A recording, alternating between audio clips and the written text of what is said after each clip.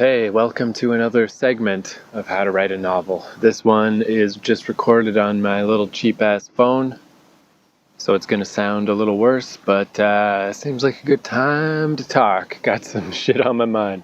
Really, I guess, especially with this traveling I've been doing lately, this is a more of a podcast just about the process of my life, I guess, than it is about writing, but I think that's kind of appropriate anyway.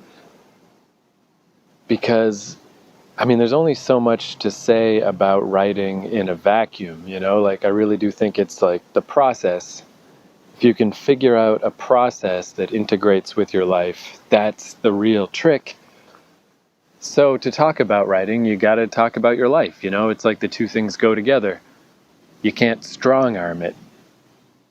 Because, one of the recurring themes of this podcast is all the years that I thought of myself as a writer and, pretended I was a writer. I was writing, but I never finished anything, because I didn't have the process down. And now I do more.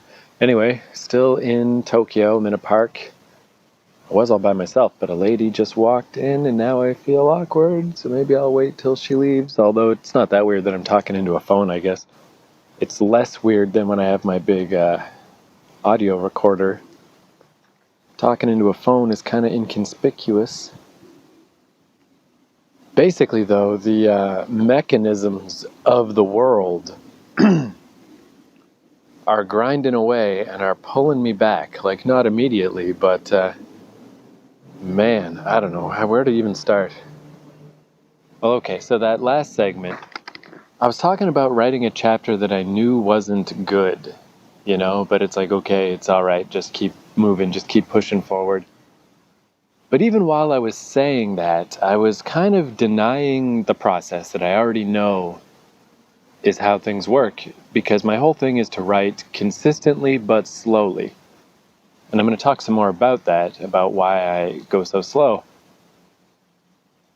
But one of the big benefits to going slow is times like this, is times that things are kind of not working out right, that I feel something inside me that says, like, this isn't quite right. This is not quite the chapter it should be. Things are not quite moving the way they should be. This could definitely be better. And I think this is where a lot of stories can go wrong if you write X number of words a day, if you write X number of hours a day, if you push yourself. Which, as I said last episode, if you're just trying to grind out romance books or something, like, hey, more power to you. You got to do what you got to do. But I don't want to do that. I don't mind going slow because I want to try to write the best book that I can. Like, I'm not going to make myself insane about it, so that I never finish. But I do want to try to write the best thing that I can. I want to feel good about it to myself. I don't want to have any doubts within myself that I did the best I could do. And if it never goes anywhere and nobody likes it and never gets published, I think I'll be okay with that because I'll know I did the best I could. I'm not under any specific deadlines. I'm not under any particular financial pressure. I don't have any reason that I need to finish this book. It's okay that it's taken me it's going to be like a 3-year process or something to write this book. And I'm kind of layering it, I'm writing more than one thing at once, which I think will help offset in the long term. It'll help offset this slowness. Like, it's going to take me a long time to finish this novel, but at the same time, I'll have another novel 2/5 done and another novel, an 1/8 done, coming in behind. I'll have other things that are making their way through the fucking factory that is my little brain. So I was thinking specifically, I did these podcasts when I was in Toronto last, where I remember I was on the Secret Beach, I think is the episode, or around there, because it was this beach that I found near the water treatment plant in the beaches neighborhood of Toronto. And I was talking about how I got off track. I was writing this chapter and I was going really slow because I just knew something was wrong. I just knew I was not going down the right path, but I didn't fully realize that. It was just this inkling, and I didn't quite know what the correct path was. But I didn't stop. For me, it's so important not to stop. Like, I have to work a little bit every day, or else I'll just give up on the project entirely. I've learned that about myself. I don't have an option. I have to work every day. Non-negotiable, but it's okay if that amount that I work every day is a tiny little bit. And then when I'm having problems and when I'm confused about something, it becomes a teeny tiny little bit. It becomes so little. So that's clearly what was happening in this case also. I knew this chapter, something was weird about it, wasn't feeling quite right. But it's hard to just say that when I don't have a better answer, when I don't have another path to go down. You know, it's that thing of being a writer of just like, there is no obvious correct answer. You know, it's super abstract. It's weird abstract symbology that we've decided are letters that make words, and those form into ideas that then you got to try to hope will make sense in somebody else's head. And what even is the point? You know, even that's abstract. It's about the most abstract thing you could ever fucking do. So this notion of like, this is the wrong way for the story to go, this is the right way for the story to go, you can't really qualify that in any way. It's just got to be for yourself. If you don't know for yourself, no one else can tell you, you know? And it's hard to even tell yourself. But in the back of my mind, I knew that's what was happening. I knew that was the thing. It's just I hadn't figured out what to do yet. So I just kept slowly inching forward. And I came up with a better thing. So let me just try to explain it. It's always a little weird to describe this book. Again, I think all these parts where I talk about the specifics of the novel will be a lot more useful after this novel is out, you know? If anything, maybe I should be doing this more often so that if people listen to this podcast in the future, they can more directly relate it to the actual novel. I kind of don't describe the novel itself that often because it's so hard to describe. Like, you know, I'm just telling you a little piece of it that probably doesn't make that much sense. But specifically, this chapter, I had my main character, who is my stranded, orphaned rhino girl. She is the survivor of a big cataclysm on her planet. She's one of the very few from her species that's still alive, because her species famously did not leave their planet very often, and their planet blew up, so they're all gone. She just happened to be not there at the time, so she's stranded on this space station. And that's the kind of the book in a nutshell, is lost in translation, or just, you know, being trapped in a mall, or just like, she's just stuck in this place. She can't really leave, but she has no reason to be there. She doesn't fit in. It's just malaise and weirdness. So the station is run by this kind of, it's like a semi-biological station, and all the aliens who live there, they can, you know, open doors and make things happen and manipulate the station and just live there, you know? And she can't do any of that stuff. But she's been there long enough that they decide to run her through the program. Like, well, let's see if you can learn to do this. Let's see if you can learn to interface with this station. And the way I think of it is like whistling, because I cannot whistle. For the life of me, I can't whistle. I just gave up trying after a while. I just figured maybe someday I'd learn how to whistle, but my mouth is not designed to be able to whistle. So I think of it like that. Like, some people can get it, some people can't. But what if, like, say, to open a door, or to turn on a stove, or to turn on a TV, to do anything in the world, what if you had to whistle? And what if you were like me and you just can't whistle? But there's no other option. The world runs on whistling. So if you can't whistle, there's nothing else you can do but just try to learn how to whistle every day. And that's what happens with this specific society, is like, if you're one of the people that can't do it, and you got to spend your whole life just trying to learn how to whistle. And it might take a really long time, but you're going to figure out some kind of way to do it because you don't have any other option. You're shut out until you learn how to do this thing.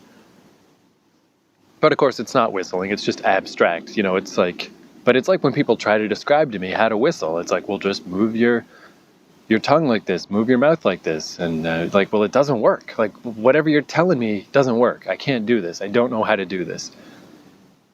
So that's what happens to her with this station. They run her through the little program, and it flares up, and it seems like it's working, and then it doesn't work. later it's going to flare back to life, and that's going to lead to the whole ending I described last episode where shit blows up and things get crazy.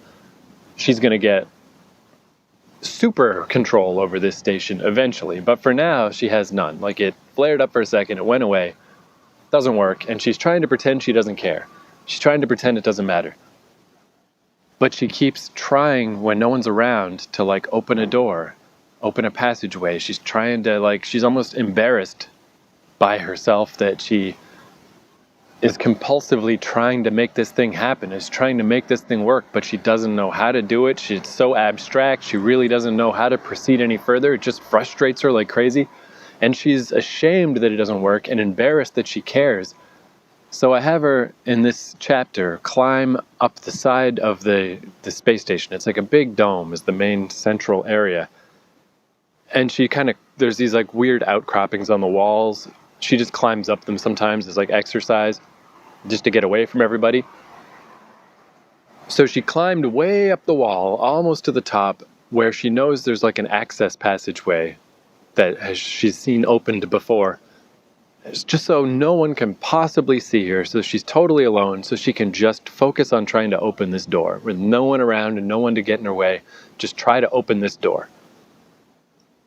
And it doesn't work, and it doesn't work. She doesn't know what to do, and she's crazy frustrated. So there's these like overpass things, like pedestrian overpasses in this main area of the station. Just big arcs that the aliens who live there use to speedily traverse the station. You know, they go up the arch and down the other side and just speed along.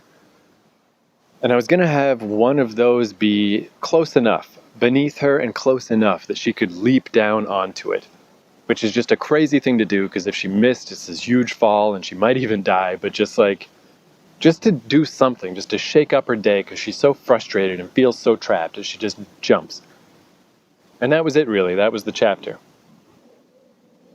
All the aliens traveling on this thing have to screech out of the way. She's fucking up all the commuters. And one of the there's these little flying taxi transports that fly around inside the station. So one of them comes by, picks her up, flies her down. That's kind of it. That was kind of it for the chapter. It's just a short little weird chapter. I obviously didn't really have it fully fleshed out. So that's what I was saying in the last segment, that it just feels wrong. It doesn't feel good. But then it, like, by going slow and taking my time, because again, like, there's no way to, I mean, I guess this thing I'm describing about learning how to whistle or how to open a door in an alien spaceship, really, that's the process of writing also. You can't force it. You can't find a way to just do it. You just gotta wait till it connects. You just gotta hope that you figure out how to do it. And you can't force it. You can't push it. You can't go too fast. So with this chapter is similar, but I just shifted it around a little, where I was like, I don't know if one of these pedestrian archways would actually go anywhere near the wall. Probably it wouldn't, you know. Probably she wouldn't be able to leap down to one, because why would it be so close to the wall? So instead, I thought, what if one of those transports was flying below her? And her species is all about impulse. They're all about don't think, just act. So she doesn't think, she just acts, she just leaps down onto the thing. She's like calculates in a split second. Like, she thinks better without thinking type of thing. Like, if she thought about it, of like, what's the trajectory of this thing? When do I leap? How do I leap to land on it? Either she would do it wrong or she just wouldn't do it. So she's been trained since she was a kid not to overthink things. She just does it. So she's feeling frustrated. She's feeling trapped. She sees the transport and she just jumps. She just jumps down. She's like, I'm going to land on that fucking transport. And she thinks about it so little that on the way down, that's when the thought hits her that, like, if that guy changes course, even a little, I'm going to miss him and I might die. Like, well, too late. Here I am. I'm doing it now.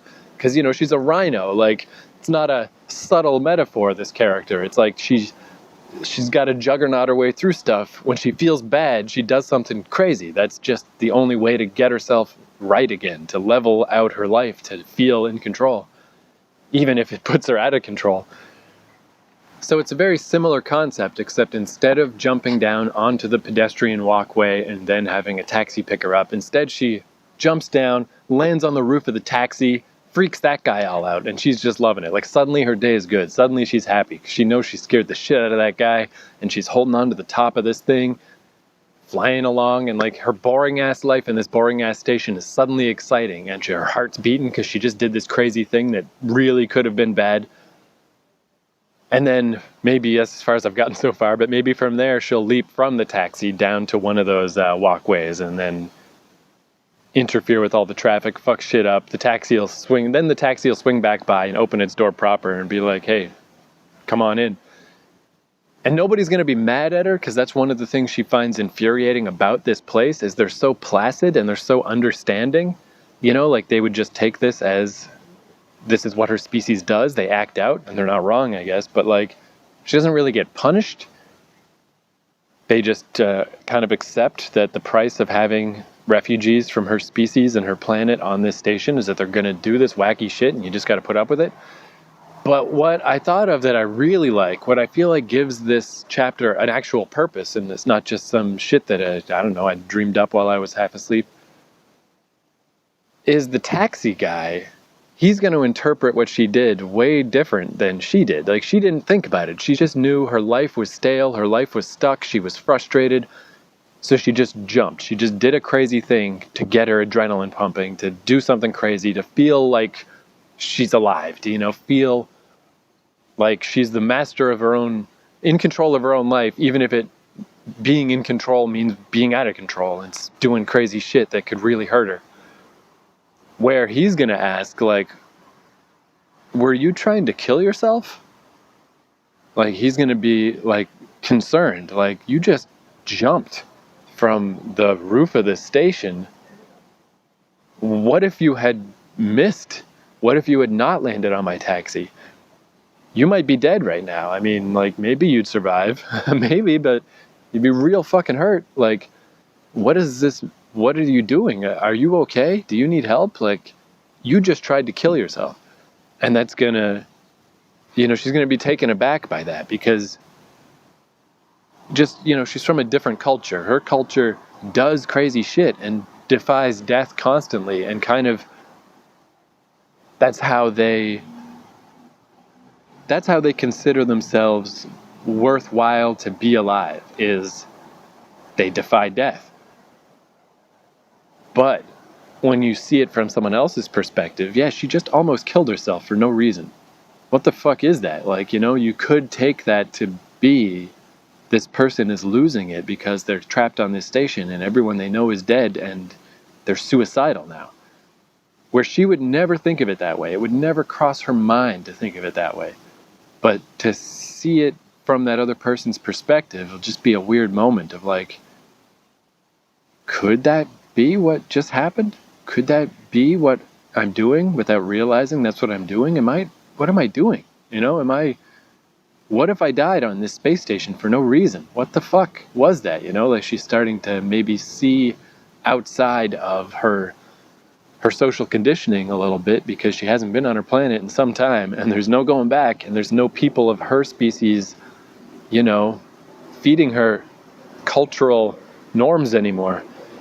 Did she just try to kill herself? So anyway, basically, long story short, a way cool chapter now. What was just and I don't know why I'm writing this chapter, a seemingly pointless chapter, I really think that's going to be a nice moment. Like, that's going to be one of those pinpoint moments in the story. Because to me, like, I've never been into like action stories. I'm not interested in that. What I'm interested in is psychological happenings, it's social situations and mental okayness or lack thereof. And that's definitely, like, that's such a neat thing that had never crossed my mind. Like, it's not in any of my notes or anything, because I still don't think of her as a suicidal character, and I don't really think of her actions as suicidal, even though she just did something dangerous. But I think that's so neat that I'm kind of keying into these two cultures. Like, it really is a simple book in some ways. It's just two cultures. It's like if there was Star Trek, but it's only two cultures. It's not 8 of them, just 2. And I'm starting to, like, really be able to see both sides. This culture thinks this, interprets this behavior this way, and the other one interprets it so far the other way that it's Like, instead of interpreting it as a reinvigoration of life or a reassertion of like, I'm alive and I'm vital, they see it exactly the opposite way. You just tried to kill yourself. You're trying to kill yourself. What the fuck is wrong? Like, we know what's wrong, but I think it's really wrong. Things are going way more wrong than anybody really was giving the situation credit for. And I love that. I don't know where that could go, but I mean, I think it could definitely inform things. It's turned out so much better. So once again, the beauty of slow and steady. Don't give up on a story, but don't go too fast. Just inch along. Let your brain unravel the situation. Let your brain figure things out. So that's the about writing itself part of the podcast. Now I want to talk a bit about, I was thinking about this, because I'm so invested in this. I mean, it's been the story of this whole podcast is I think you should write every day and I think you should write slow. But I think I'm starting to realize way more where that comes from, you know? Like, specifically for me, just how I am internally, how my internal, just the way that I'm comfortable, the way that my brain feels okay about life. Because, like, this whole traveling to Japan thing, everything fell to the wayside except writing, because I've trained myself so much over the past 2 or 3 years to write every day and to only write a little bit each day. I held on to that. I kept doing that. Everything else fell apart. The documentary I'm working on, all the podcasts I'm editing, all these different things totally fell apart, totally fell to the wayside. And writing would have too back in the day. And it's neat to look at that and realize, like, wow, that 2 or 3 weeks that I couldn't get my shit together at all because I'm in Japan and everything's crazy and I'm just overwhelmed. But I kept writing, and I love that. That really makes me feel good that I didn't give up. But yeah, I'm really starting to realize that this slow and steady thing, which, again, it was like the key that unlocked the door for me, that made the difference between amateur writer and pro writer in my own mind, you know, just like the writer who actually gets things done and the writer who didn't, is not pushing myself too much, just expecting a little bit of myself every day, but at the same time, never missing a day, making sure I catch that little drip every day, like a pot of coffee percolating, one little drip. Every day I get a little drip, so I can't miss the drip because I need those drips. They're very small, so every day I got to get the drip. But yeah, I've been realizing that idea of working a little bit every day really is just how I am, because I cannot handle stress. Or, I mean, I can, but I definitely hate it. I really hate it. Where there's obviously people that, you know, there are people who are, I can only assume from observing other people, but more comfortable when they have more work. They like to have that certain amount of pressure, it seems, on them. It's like it holds them upright. It keeps them steady. It keeps them, moving. I mean, I think my mom is like that. She just has a way better work ethic than me. She likes to work. She likes to be busy. She likes to have things to do. But I'm not like that, though, is the point I was trying to make, is that work ethic I do not have. I can't take it. I never could. Ever since I was a kid. School, and then like Boy Scouts, and school just got worse and worse from junior high to high school, and like university, there's just no way I could handle that. Jobs, the only job I stayed at a long time was working at a comic shop because it was very easy and it was fun. Being a film projectionist was medium stress, but I liked it. I would have stayed at that job, but it stopped being a job. But just, jobs. I can't stay at jobs. I can't take the pressure. I can't take it. I hate it. It makes me so miserable. If the pressure of life just kept pushing at me, if like to be part of society, to be part of the world, you just need to deal with this stress all the time. You just need to have these jobs, and you need to have these bosses. You need to have these people making you feel like an asshole all the time, pressuring you, stressing you, telling you what to do. I would just be homeless. I just would. I would not deal with it. I wouldn't do it. It's not okay. It's just the way my internals work. I just can't do it. I won't do it. I just won't. So I think it's not coincidence that that's how I approach writing also. I cannot write 2,000 words, 3,000 words a day. I cannot sit there for 4 hours a day. I can't do it. I won't do it. Like, it just makes me overburdened. It short circuits the whole system. It makes me give up. It makes me stop. And that's why it's been so valuable to realize that as long as I just work a little bit each day, then I can make it. Then I can do it. I was thinking the other day, like, it's like I'm an ant carrying a sunflower seed across a football field.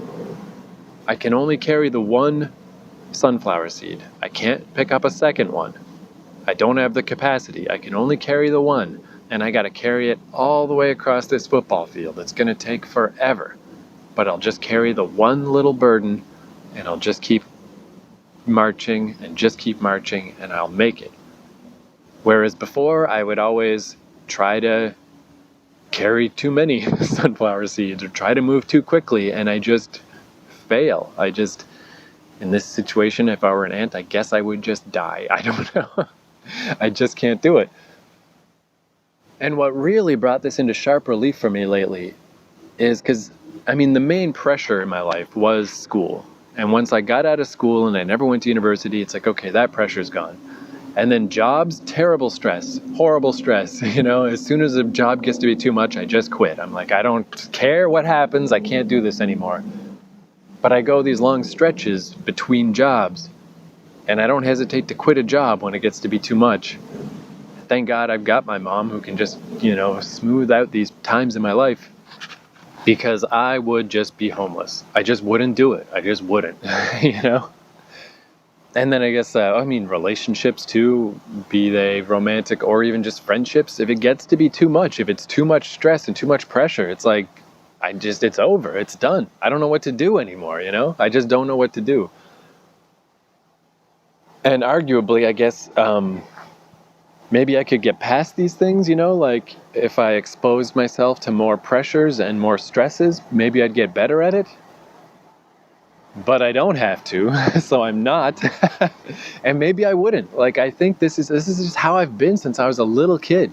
I think the world moves too fast. The world expects too much. The world has too much pressure. Not the world, but just society. Just to be a basic member of society is too much. The 40-hour work week and the commutes and the sit still, do this work, do what we tell you, it's too much. And it's too much. And I just feel like the world is wrong, not me. Which is a crazy thing to say, but I can't help but feel that way, right? Like, that's just me. That's how I am. That's how I've always been. When this world is pushing on me and making me crazy as a 5-year-old kid, I never thought it was me that was wrong. It's like, why is the world doing this? Why are people like this? What the fuck is the matter with them? And I think there's a certain argument to be made that it's because people are they're the workers, and that's what they're meant to do.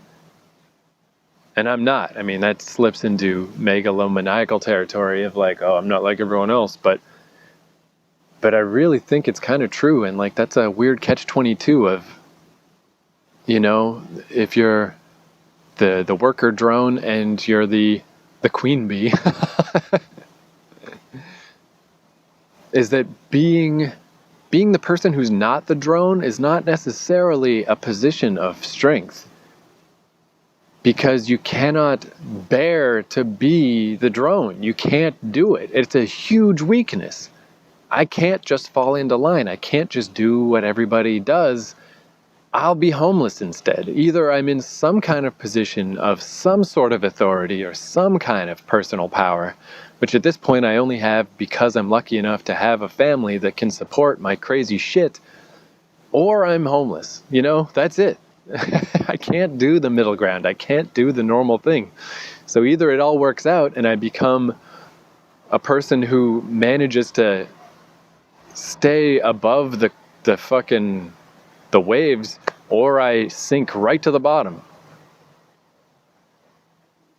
That's why I don't feel like it's like some megalomaniacal statement to say that I'm not just one of the many, or just one of the normal type people. Because it's not like I'm saying, oh, because I'm great, I'm so special. There's a million people like me, but we are just the downside to being this different class of person is you have to be that. You can't not be it, you know? The way that I fit into society, the particular kind of cog that I am, if I can't find a way to be that, I just sink right to the bottom. I'm just homeless McNothing guy. So it's not a position of power. It's not a great thing to not be just like everybody else. Anyway, I'm getting really off topic. Okay, well, because it sounds ridiculous, I guess, for me to, because I really can't stress enough that even though I feel like I'm the kind of person that's supposed to be calling the shots, or I'm the kind of person who's supposed to be the general on the battlefield, but part of that is I can't stand to not be that. When I'm under the thumb of someone else, when I'm under the pressure of society, it's so intolerable. It's so hard for me. I hate it so much. I'm super weak in that regard, like super weak, way weaker than the average person. So how that really has come into the fore lately is that I lost my passport. No story, really. I'm at this hostel. I didn't want to leave the passport in my book bag. I thought leaving it in a communal room, it just felt weird. So I'm like, well, I'll bundle it up. My passport, my birth certificate, my social insurance card, everything important. Bundle them up, put them in my jacket pocket. And then at some point, I just realized, like, those things aren't in my jacket pocket anymore. They probably just fell out, but I lost them. I lost the passport. And just going to the passport office or the embassy, sorting out the paperwork to get a replacement passport. I've got quite a bit of time left here in Japan, but it's just stressful. I hated it so much. I was just thinking about it like yesterday, how much I hate it, how stressful I find it. Like, way too much, way more than anyone should find this stressful. It just, I hate it. I really hate it. And then when it rains, it fucking pours, man. Holy fuck. Today, I logged into my little online bank thing, and this is my own mistake. I didn't even think to look at my debit card before I left Canada. It expires this month, so they fucking sent me a message like, hey, we sent out your new card. It should be showing up soon. Make sure you activate it, because this old one's gonna die. So suddenly, I'm in Japan. I've got this burner phone that I can't use for phone calls, so it's hard to, like, get in touch with a bank. And they're telling me my card's about to expire. And then at the same time, this prepaid credit card that I use, because I'm such a fucking barnacle on the bottom of society that I can't get a real credit card, it's supposed to be good till 2021, but they sent out a thing. They're like, nah, we're stopping that program. That thing's done. You can load it up until July, and then you can use it till September, but then it's over, so you better figure out something else. Come into the bank, we'll sort out something. So both my cards, because that's the card I use to buy flights and book Airbnbs, I can't do it without that. Both my cards suddenly are not going to be there anymore. And it's like, whoa, what the fuck? The stress just compounded sick fucking significantly. But like I was saying, it's just the mechanisms of society. It's nothing personal, I guess. It's just like, this is the life I've decided to live, where I am barely a citizen. I have no credit history. I don't have a proper credit card. I don't have a proper phone. I don't have a proper anything. I'm barely on the fucking grid. When the bank decides, like, nope, no more cards. Fuck you. There's very little I can do about it. So, sudden panic. Like, I was thinking of going to South Korea after this with my friend Brad, going on a little visit. It's only a 2-hour flight from here. But, I mean, between the passport and the bank card, both bank cards, it's like, I gotta go home after this. Like, everything is already paid for in Japan, so I should be able to finish out my Japan trip. But after this, I gotta go home. This is absurd. So I really quickly booked a flight back. I couldn't even afford a flight all the way back to the east coast of Canada, so I just flew back to Vancouver, because I like Vancouver, and like, it's a crazy long flight. It's way too expensive, but it's like, I literally didn't have enough money to get the flight all the way. And you know, I got to do this stuff while I can still access my online banking, because like it could disappear at any time now. I don't know when. So I got that. I got an Airbnb set up in Vancouver. So I'm going to be in Japan until July, and then in July till August be in Vancouver. And once I get back there, I can sort out bank stuff. Sent a message to the bank like, could you please not turn off my card, please? I'm in fucking Japan. It's my bad. I'm sorry I didn't look at the date. But I'll be kind of fucked if I don't have that. Then it's like, all right, now I better just go to the ATM and get out as much money as I can for now, which I can only take out like $200 in yen a day. It's the most it'll let me take out. So I guess I'll just take out $200 a day until I at least have some money. And I had to make sure I leave enough money in the bank to deal with all this visa shit, because it's fucking passport shit, because it's really expensive too. And that's still stressing me out of like, I don't have all the proper stuff and guarantors and whatever. I managed to get my mom notarized a copy of my birth certificate, so that's good. Printed it out at a 7-Eleven. That should help a little, but then hopefully that'll all work out while I'm here. And I'm flying to Fukuoka in the middle of this Japan trip, because it's like a 40-minute flight, tiny little flight.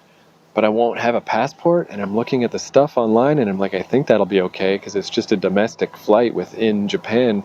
I hope that'll be okay, but who the fuck knows? The lady at the embassy was like, I don't know. But it's all pre-booked. I don't have any choice. I have nowhere to stay if I don't go there. And that stressed me out. Like, what if I have some problems at the airport? What the fuck? Like, at that point, if I still have some access to money, I guess I could buy a train ticket, which is crazy. It's like $300, maybe more, buying it last second. But I guess that's what I would have to do. But basically, though, since all the flights and the Airbnbs and stuff are all paid for already up to arriving in Canada, I should be okay. Very worst case scenario, if I can just make it to Fukuoka, I can borrow some money from Brad. But just like, what the fuck just happened, you know? Everything fell apart today, and I was so fucking stressed. It's just awful. It's just awful. It's like, holy shit. What the fuck is this? This stress, the bureaucracy of the world. I can't deal with it. I can't do it. It's crazy. I hate it. I hate it so fucking much. But it's really just the passport thing. I just hope that goes okay. There's so much shit with the passports, and it's like, dude, I'm me. Look, here's my face. Here's a picture of my old passport. I'm me. You know it's me. Just give me a fucking passport. But I gotta get all the guarantors, and where's all the places you lived in the last 5 years? What's all the jobs you had? I don't even know, like, I went and found like the T4 from my last job. It doesn't say my specific dates. I don't know. I don't know when I lived at these apartments. I don't know. Who the fuck knows these things? It makes me so mad. And then like the references, they gotta call my friends to make sure I'm me. I'm fucking me. I'm me. I just got a passport. I lost it. Here's my face. Here's my face. Look at the old passport and look at my face and give me a passport. I don't understand why it has to be so much horse shit. I hate it. I have to be, I can't be under the thumb of bureaucracy like this. I can't take it. I think of like Napoleon or something. I don't think he could take it either. I doubt he could. Like, if you're not meant to, there's no way to say it without sounding like a douchebag, I guess, but a drone can't pretend to be something else, and a queen bee can't pretend to be something else. When the queen bee has to be a drone, it's fucking brutal. I can't do it. It's a huge weakness of character that I have. But it's what I am. It's how I am. And I just, I got to get to a position in life where I have more efficacy than this. But I can't get there by going through the normal pattern, by going through the normal stages of life that a normal person goes through, because I can't stand that. I have to, that's why all this bullshit about like, I gotta write a great book, I gotta do a great thing, make a great documentary, be a great something. Because that's the only way for me to get out of this fucking hole that I'm in. It's just the way I am. It's just the kind of fucking cog in the machine that I am. I gotta find some way to not be just blown around in the wind like this. But my way out is to shoot for stardom of some kind. It's not to go through normal paths because I can't stand it. It's all or nothing, man. It's like figure it all out or just be the biggest fucking loser possible. And there's just no middle ground. Anyway, I'm obviously very stressed out. So editing this podcast will give me something to do. Maybe it'll get my mind off of this shit. Realistically, I mean, I got things sorted out. If worse comes to the very worst with this passport, they can expedite one. Like my last little bit, when I go to Fukuoka, then back to Tokyo, if somehow things are wrong with this, then I should be able to just throw money at them till they give me a quick passport. Because even to fly back to Canada, it turns out I need a passport. Like at the airport, you need a passport. It's just like, fuck me. I thought I could at least go back to Canada without this bullshit. But then I'm about to be locked out of all my bank cards and just like, fuck, man. Hate it. Hate it so much. Anyway, in the meantime, I guess I'll just keep plugging away at this fucking novel, right? Nothing else I can do.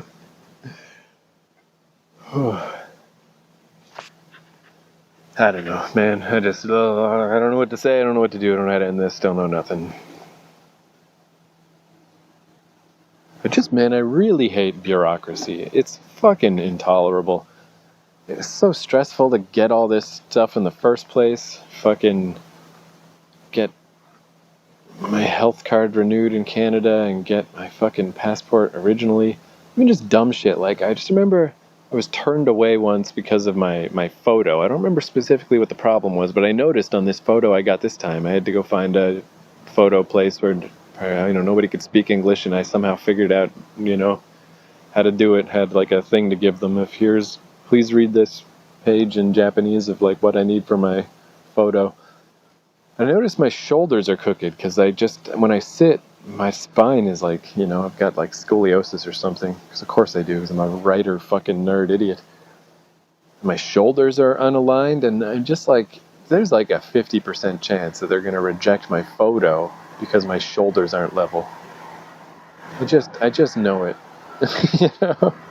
Maybe they won't, but I wouldn't be surprised if they do. I don't know. I've always felt like the world is just not on my side. It's just like these fucking drones, man. They just want to live in the drone fucking parameters and follow the little drone rules, and they don't like to not follow the drone rules. It's like I was talking about Russia. I mean, obviously it's worse there than in North America, but it's bad everywhere. It's like, can't we just be human for a goddamn second? I'm fucked here. I'm in a bad situation. I'm stuck. My passport's gone. I'm stressed out. This is horrible. Help me out. But every fucking little thing has to just be a flaming hoop to leap through. Ultimately, though, I don't know. I mean, I guess just inadvertently, I guess I have been getting some stresses in my life, because like this still doesn't feel like when I went to Amsterdam 3 years ago. And that stress of being in a foreign environment was the whole impetus for this novel, because it was so brutal that I just had to get out of there. This stress is not like that. This stress is weird. It's like I feel it all around my body, all in my extremities. My fingers feel stressed, my arms feel stressed, my shoulders, my legs. But my heart, my soul, or whatever, right in the center of my chest, doesn't feel it like it did when I was in Amsterdam 3 years ago. Like that was just deep, deep in my core stress. Where this stress is just unpleasant, it's just like it's not intolerable, I just don't like it. I just don't like it, and there's so little I can do. Except just wait it out and hope everything works. Try to look at the upside, I've got this kind mother who helps me in these situations against my unkind bank and my unkind consulate and all the gigantic grinding mechanisms of society that do not give one fuck about me being stranded and with no money.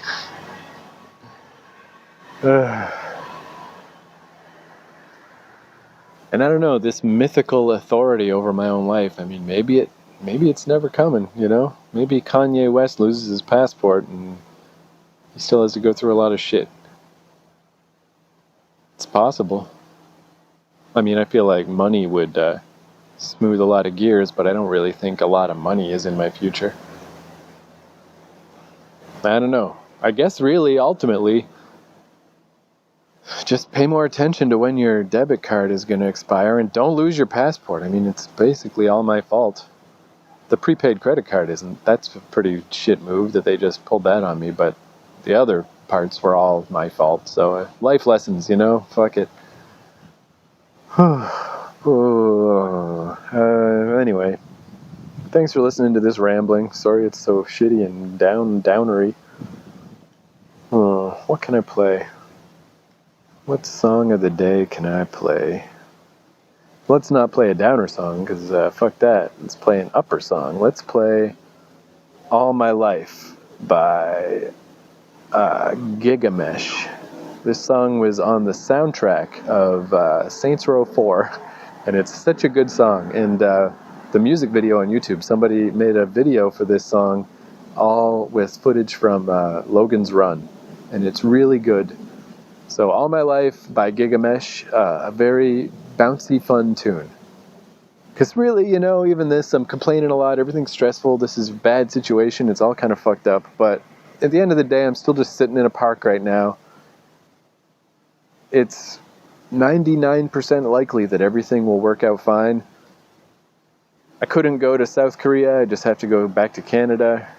But again, not tomorrow, I still got another month and a half in Japan, all paid for. Sit around, sit on park benches, try not to spend too much money. I'll just eat onigiri, which is what I do anyway. And fucking write up my book. I mean, really, it's all going to plan. It's all going fine. It's just, it's fine. It's really not that bad. Actually, yeah, one little, just to fucking end. I'm trying to bring myself back down to earth. I don't know, it's so weird. I don't know, I'm not a fan of when I get all crazy about, like, I'm supposed to be the general, I'm supposed to be a queen bee, I'm not supposed to be like normal people. Like, I don't know, it almost certainly is just some kind of weird defense mechanism, because I feel so fucking powerless and so at the bottom of things. It may be completely fucking just fabricated in my mind, it might not be true at all. I might just be one of the weak ones. Maybe just because I'm weak, I feel like I need to be strong, but I kind of think there's something there. I mean, I think that is what drives people to try to achieve, to try to have power, to try to have authority. It's because they feel weak. And when Mike Tyson was on Joe Rogan's podcast most recently, and I mean, Mike Tyson, the fucking... back in the 80s, the toughest man in the world, the strongest man in the world, the craziest, ear-bitingest, rapingest, punchingest, nuttiest, wackiest fucking dude in the world. And he says when he thinks back to those times, he was terrified. Like, he would never go back to that. He would never want to go back to that. Like, just that life of public scrutiny and fighting and being famous for violence. Like, he just said he felt terrible. He felt scared all the time. And it's just great to hear somebody acknowledge that, because it's so obvious, it's so evident, it's so true. Like, power isn't power, it's one of those catch-22s. having power and having authority just means you have additional different kinds of burdens and like additional things you got to worry about, additional, what's the word I'm looking for? Fucking, I don't know, additional obligations. I can't think of the fucking word. And you probably only seek out these things because you have these parts of your personality and of yourself that feel very vulnerable and very weak, so you want to make them more stable, you want to shore them up. Anyway, it's always tough to feel better about yourself just because, things aren't going as bad as they are for someone else. It's always a tough one. It's a tough sell to my own self anyway. But I was just thinking about this girl, Steffi Lee. I talked about her on one of the earlier episodes of this podcast, where she's this YouTuber who has trichotillomania, which is where you compulsively pull out your hair, which I also have. It's like some kind of OCD stress thing. And she has cystic fibrosis, so she has like 50% lung capacity. And I just thought she was such an interesting case, because if you watch her YouTube videos, she's this really talented artist, this really beautiful girl. She's got cool tattoos and cool hair, and everything seems so cool. Traveling the world. She had like a scholarship for art school, and she manages to make money to travel because her art is amazing, and just like, it all seems like perfect. Like too perfect. If you just looked at her Instagram, you'd be like, whoa. It seems on the surface like one of those lifestyle things of just like, this person is just trying to show how awesome everything is. But if you watch her stuff, it's not at all like that. She's totally open about like that she has trichotillomania, and that the cystic fibrosis is a huge one, that like her life expectancy is not that long. Her voice is raspy. She has to use this vaporizer every day. Really bad situation. So she's just traveling the world and trying to enjoy things while she can, because she's going to die way before all of the rest of us. And recently she was in, I think it was Thailand, but man, it was this terrifying story where, again, on the surface, awesome. She was traveling with some friends and she kind of was not feeling the vibe of that group so much, so she went off on her own and she got a like a beachside little cabin, and was just staying there, and like idyllic. Couldn't be more perfect. Had her own little hut on a beautiful beach. Everything should be great. And she just got sick and got more sick and got more sick and more sick, and could barely fucking eat food, and lost a bunch of weight, and just couldn't get better, and went to the doctors there, and no one could figure out what was going on, and eventually had to fly all the way back home to Boston while completely crazily sick, immediately go to the hospital, and they still, like, nobody could figure out what was wrong. They just kept her in the hospital for ages until she finally recovered. And I mean, that's so much worse than what's happening to me. Crazy worse. I got these transactional paperwork problems that are stressing me out. Potentially, they could lead to me being homeless and with no money, but again, almost certainly not. Almost certainly not. Where poor Steffi Lee, who is in very bad health to begin with, just caught something. Something happened to her that no one knows what, that doesn't even seem to be related to her cystic fibrosis. Just, she almost died. She had to come home because she was going to die. And still no one knows why. No one knows what happened. That is crazy worse than what's happening to me. That's about as bad as it can get, that you just keep getting more and more sick until you have to fly home so you don't die. I mean, short of actually dying, I think that's about as bad as it can get. So really, man, I don't know. This really isn't so bad. I just gotta stop fucking being such a little bitch. Just gotta stop complaining about everything. I gotta stop expecting everything to be so easy. But I am a little bitch. It's just very hard for me to do that.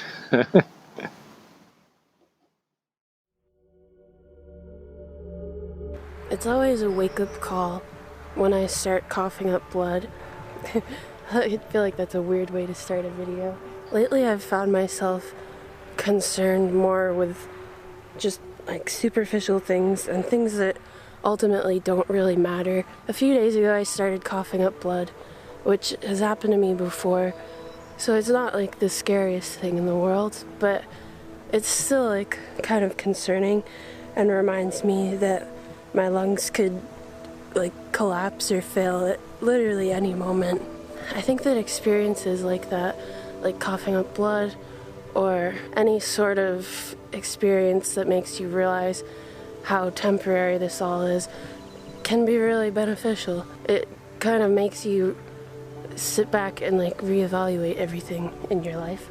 It makes you kind of question what you're doing with your life and if you're really living it in the best possible way and what the best possible way even is. So many people are just concerned with all the wrong things, I think, and maybe they've just never had an experience where they came super close to death, or they've never really, I don't know, they've never really thought about it. Think about how rare this is. Think about the fact that trillions of atoms came together somehow to form you. Trillions of atoms had to come together in such an intricate way that it created you. It's an arrangement so particular and so concise that it has never happened before, and it's never going to happen again.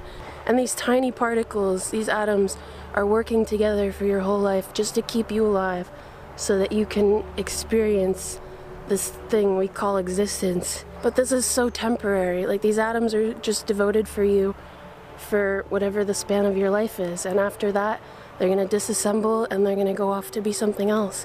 We exist on this earth because it contains all the necessary things for our survival. But like, do you realize how rare that is? Do you realize how rare it is for atoms to have come together to create us and to create this body and consciousness? And I don't know where it all comes from, but somehow it's happened, and it's like a miracle that we're alive and we're existing on a planet like this. What I'm trying to say is this is so rare, the fact that we're alive and the fact that we're in these bodies and we have the ability to speak and see and do all the things that we're doing. And look at what's around us. Like, what is all this? Why is this here? Why has everything aligned so perfectly that we can exist on a planet like this, and that we're even existing at all? I don't know, feel your heartbeat, listen to your breathing. You're alive and you have so much opportunity. If you live in a first world country, you have even more opportunity than people in third world countries. You can pretty much do anything that you want with your life. We don't know what happens after we die, but we do know that we are existing right now and we're on this planet, and we should be making the most of it. We've figured out so much stuff. We've figured out how to take nature and turn it into a fucking airplane like that. We've figured out how to take nature and turn it into these clothes, into an iPhone, into a laptop, into cars. Like, that's a whole other video in itself, but it's pretty insane that we've discovered so much. It's crazy to be living in a time like this where we're discovering more and more every day. The purpose of me making this video, what is that? I just wanted to remind anybody watching this how temporary this all is, and how if you're not living in a way that really makes you and the people you love happy, then what are you doing? I know people don't really like talking about death, but it's real and it's gonna happen. And imagine if tonight you just died in your sleep. Because it could happen. It could happen any night. And one day it's gonna happen. So I feel like you should be prepared for it. Would you have lived a life that you're proud of? Have you done everything that you wanted to do? If the answer is no, then get to work. I just really hope that none of you die after living a life that you didn't enjoy. Because it's such a wasted opportunity to spend your time on this earth complaining or hating things. Because holy shit, this is crazy that we're even alive. Like, look at everything around me. Look at everything around you. Do you know how insane this is? It's like mind-blowing to even try to think about. why we're here or how we got here. Nobody has all the answers, but one thing that we do know is that our time here is temporary and we're only in these bodies for a limited time. All I'm trying to say is make the most of your life. Make the most of being a human. The fact that you're watching this, that you can understand what I'm saying, that you have a computer, that you're alive, is such a privilege. It's just kind of crazy that we're here. And I just want people to appreciate it more because it's so fleeting. And you could be gone at any moment. Stop complaining because there's literally nothing to complain about. The fact that you're alive is an insane blessing. That's all I had to say. I hope you guys are all having a great day, and if you're not, you better go do something about it. Be curious, be grateful, be loving, and enjoy it. Because this is a weird thing that we're all doing. If you haven't gone outside today, go outside because it's a really cool place out here.